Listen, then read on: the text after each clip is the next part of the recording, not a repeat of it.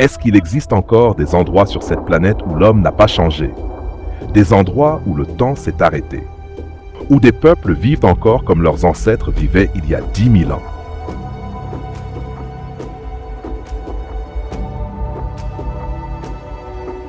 La réponse est oui, et cet endroit s'appelle la Papouasie. Ici, au cœur d'une des jungles les plus reculées du monde, des peuples vivent encore selon des règles ancestrales. Pas de supermarché, pas d'hôpital, pas d'internet, juste la forêt, la communauté et une mémoire millénaire.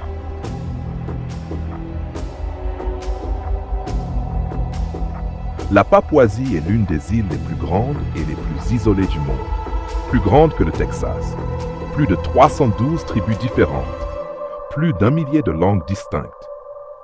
Certains chercheurs estiment que près de 30% de toutes les langues encore parlées sur Terre se trouvent ici, sur cette seule île.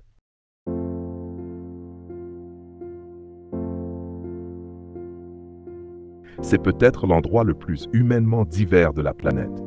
Et c'est aussi l'un des derniers endroits où des hommes et des femmes vivent exactement comme leurs ancêtres vivaient il y a des millénaires. Sans Internet, sans supermarché, sans hôpital, avec des arcs, des flèches et des traditions qui remontent à plus de 65 000 ans.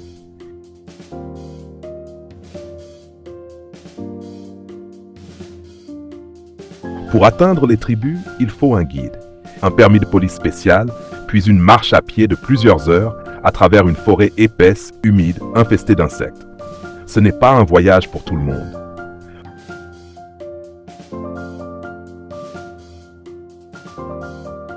Et puis, l'atterrissage, sur une piste en terre, entre les arbres. Quand le moteur s'éteint, la jungle prend toute la place. De là, on marche. Plus d'1 heure à travers une forêt infestée de sangsues, trempée par la pluie, où chaque pas peut cacher un serpent ou un scorpion. C'est ici que vivent les Bozi, les Mamuna et les Korowai, les dernières tribus de Papouasie.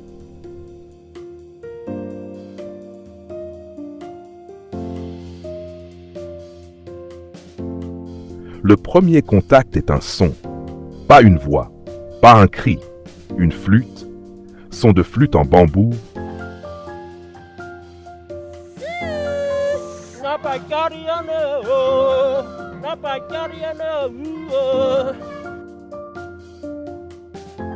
Part en part, un code entre eux, une façon de communiquer sur des kilomètres sans technologie, sans téléphone, sans rien d'autre que la voix humaine et des siècles de pratique.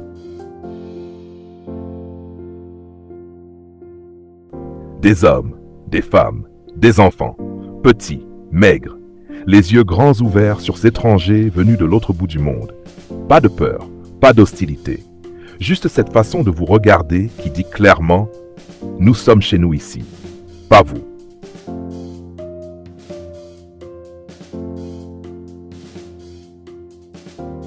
Les tribus de Papouasie ne vivent pas sur le sol.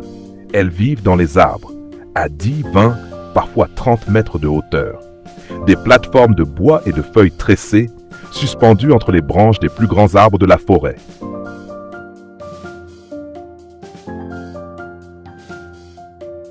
Pourquoi si haut? Pour se protéger des inondations, des animaux sauvages et autrefois des ennemis des clans voisins. Parce que dans cette jungle, pendant des millénaires, le danger pouvait venir de partout, y compris des autres humains.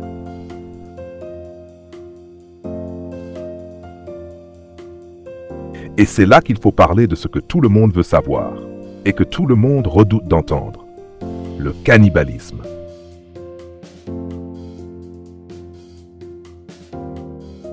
Il y a 2 types de cannibalisme documentés en Papouasie. L'exocannibalisme d'abord.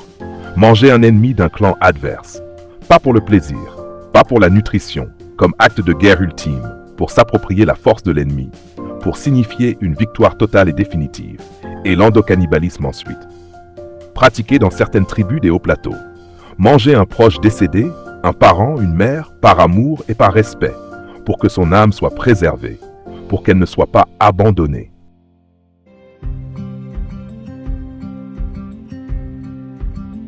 Ces pratiques ont officiellement cessé dans les années 1980. Officiellement.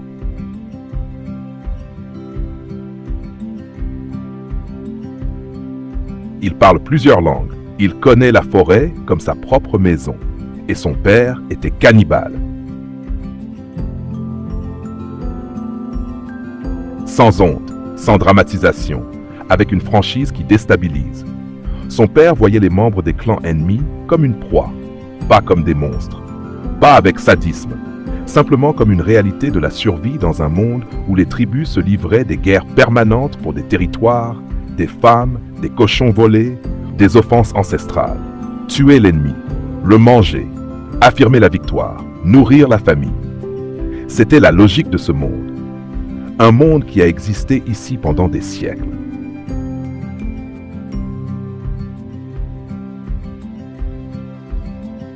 Quand les premiers missionnaires occidentaux sont arrivés en Papouasie, certaines tribus n'avaient jamais vu un être humain à la peau blanche.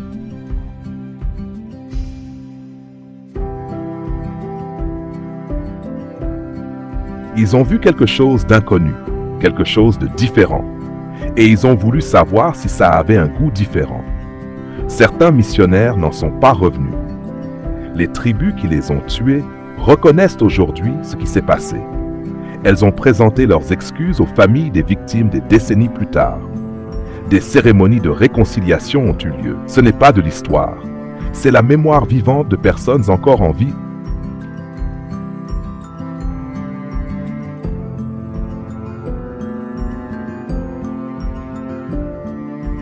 Les Mamounas ne sont pas les cannibales de la forêt. Ce sont leurs voisins, les Korowai et les Kororo, qui pratiquaient ces rituels. Mais les Mamounas ont vécu pendant des générations dans cette même forêt, avec ces mêmes codes, ces mêmes peurs, ces mêmes règles de survie.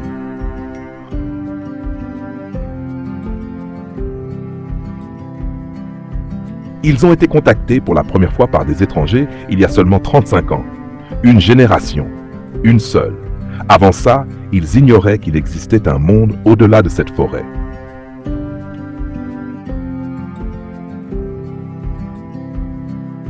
La matinée commence avant le soleil. Les hommes partent chasser.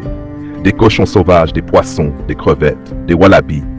Avec des arcs, des lances, des chiens dressés depuis des générations pour traquer le gibier dans la végétation la plus dense.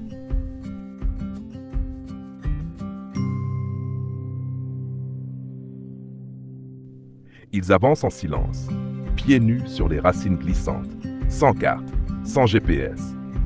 Guidés par des millénaires d'instincts et de connaissances transmis de père en fils. Quelques minutes plus tard, un chien aboie, puis un autre. Les sifflements codés fusent entre les arbres. Et en moins d'un quart d'heure, 2 grosses crevettes et 2 poissons sont sortis de l'eau à main nue. C'est leur supermarché, leur garde-manger, leur monde.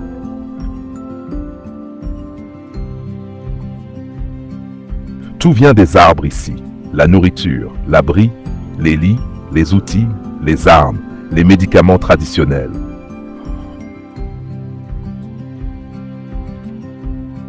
En grandissant dans cette forêt, on devient fort très vite. Pas avec des salles de sport, pas avec des programmes d'entraînement, avec la réalité quotidienne d'un monde qui ne fait aucun cadeau.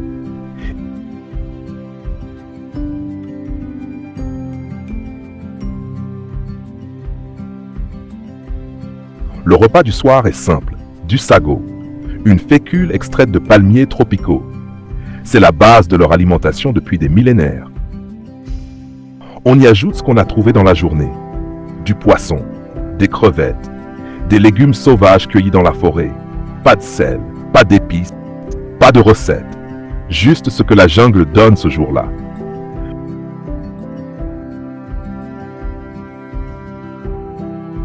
La nuit en Papouasie est une expérience en elle-même. Pas d'électricité, pas de lumière. Juste l'obscurité totale, les bruits de la forêt et des millions d'insectes qui considèrent votre peau comme leur dîner.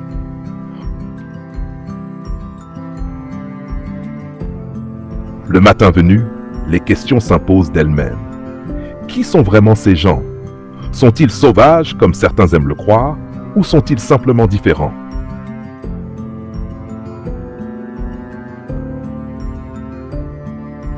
Les anciens de ces tribus ont vu 2 mondes, celui d'avant, quand les guerres entre clans étaient permanentes, quand la mort pouvait venir de la tribu voisine à n'importe quel moment, quand manger un ennemi était une réalité quotidienne.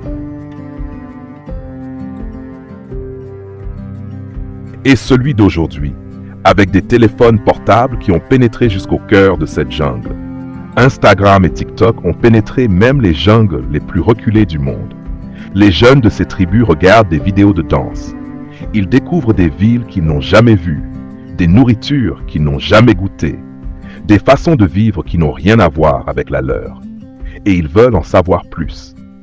Nous sommes à un moment charnière de l'histoire. Ce qui existe encore aujourd'hui dans ces forêts pourrait disparaître en une seule génération. La modernisation ne demande pas la permission.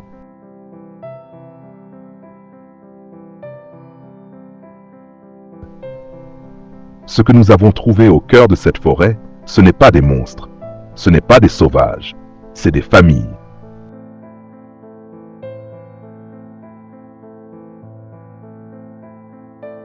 Des gens qui rient, qui pleurent, qui s'aiment, qui protègent les leurs, qui transmettent à leurs enfants ce qu'ils ont reçu de leurs parents.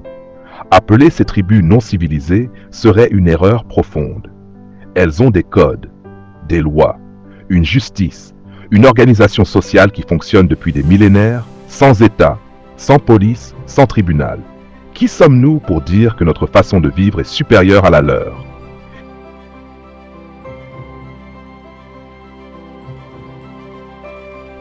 Ces peuples ont survécu à tout, aux guerres tribales, à la colonisation, aux missionnaires, aux compagnies minières qui convoitent leur sol, aux gouvernements qui ont essayé de les extraire de leurs forêts pour les sédentariser dans des villages en béton.